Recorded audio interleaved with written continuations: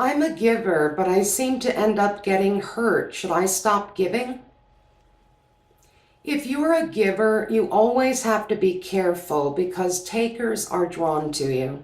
This seems like an easy problem to solve, but it isn't because givers are hazy about where to draw the line.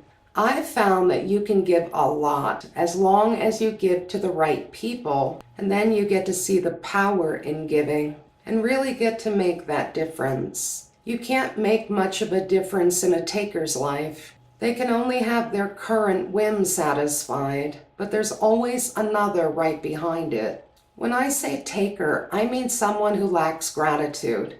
We all have moments where we miss what others have given for our sake, but takers are the people for whom this is the norm, and they never feel authentic gratitude to anyone for anything. Takers ask you for things they could do on their own.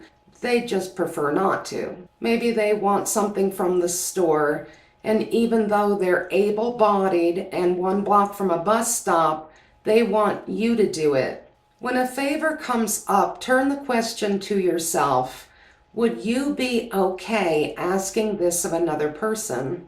Is your relationship deep enough for it?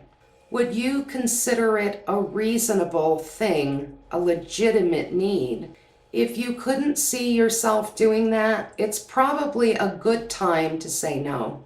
And keep an eye out for the ones that ask you for a little something that almost anyone would say yes to, and then a little more. And as long as we're out, can you take me here? And could we just do that thing real quick? And the next thing you know, the whole day's gone. That's called being sucked in. A person's orientation to life says a lot about what you can expect from them. If you give to an optimist, it'll usually turn out fine, and they'll appreciate what you've done. Pessimists and cynics will find a way to demonize you for a selfless act, and it seems the less there is in it for you, the more likely it is that they'll crucify you. You see, receiving a gift from a pure heart doesn't match their way of looking at things. And people interpret events in a way that matches their general attitude. So move along and keep doing that until your life is free of takers. This actually seems to work. In fact, I've found that life improves altogether when your voluntary relationships are with optimists. My house is a mess. I should care, but I don't. My husband's the same way. Is it because we're fire signs and not grounded in the physical element? Well, that depends what you mean by a mess. Are we talking there's a stray dish on the nightstand, or are we talking the toilet's black and there's a rotten pumpkin on top of a broken toaster? Are we talking you haven't vacuumed in a while? Or you can't call the plumber because he'll call the city and they'll shut you down?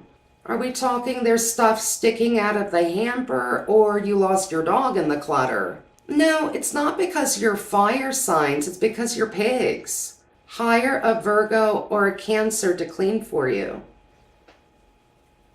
Can I be a Christian and believe in astrology?